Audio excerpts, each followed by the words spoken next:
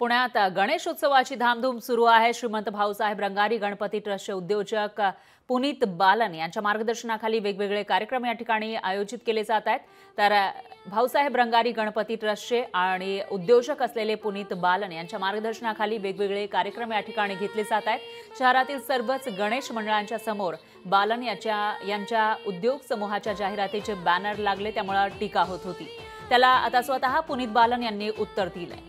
याविषयी त्यांच्याशी बातचीत केली आहे आपले पुण्याचे प्रतिनिधी चंद्रशेखर भांगे यांनी। सगळा विषय आपण थेट पुनीतजी बालन यांच्या समेतच बातचीत करूयात। दादा, काय सांगाल, सध्या शहरभरामध्ये आपले अनेक होर्डिंग्स आणि या ठिकाणी जाहिरात लागलेल्या आहेत आणि याच्यावरती जे नेते आहेत किंवा राजकीय समाजसेवक आहेत यांच्याकडून सोशल माध्यमातून आपल्यावरती टीका केली जाते। नाही, मी एवढंच सांगेल, बघा, पुणे शहरात गणेशोत्सवात जाहिरात पहिल्यांदा लागली आहे का? 2018 अगोदर या शहरात जाहिरात नाही लागली का? आज एक पुणेकर आणि एक मराठी माणूस मोठा होत चाललाय हे लोकांकडनं बघवत नाही आणि त्याच्यामुळे ते दुखलं आहे। जे लोक ह्या गोष्टीवर जे म्हणतायत की ते बॅनरबाजी केली किंवा जाहिरात केली, मला नाही वाटत की ती बॅनरबाजी जाहिरात आहे।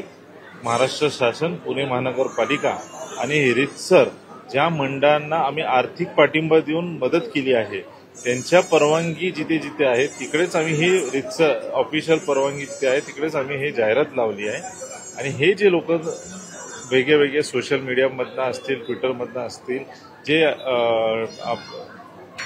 विरोध दर्शवत आहेत, आणि मी जे म्हणलं ना, हे जे घटक आहेत ना, हे जे असे टीका करणारी घटक आहे, ही तीच घटक आहे ज्यांना आपल्या लाडक्या बाप्पा प्रति श्रद्धा नाहीये किंवा भावना नाहीये, म्हणून हे लोक असे टीका करतील आणि त्याच्यावर बोलणं मला पण उचित वाटत नाही। पुनीतदादांच्या मदतीमुळे अनेक शहरातील जे मंडळ आहेत त्यांना पाठिंबा मिळतो, परंतु कुठेतरी काही कथित लोकांकडून त्यांना टार्गेट केले जात आहे असं या ठिकाणी आपल्याला दिसत आहे। लोकशाहीसाठी चंद्रशेखर भांगे, पुणे। लोकशाही मराठी ऐका, पहा, जागरूक रहा।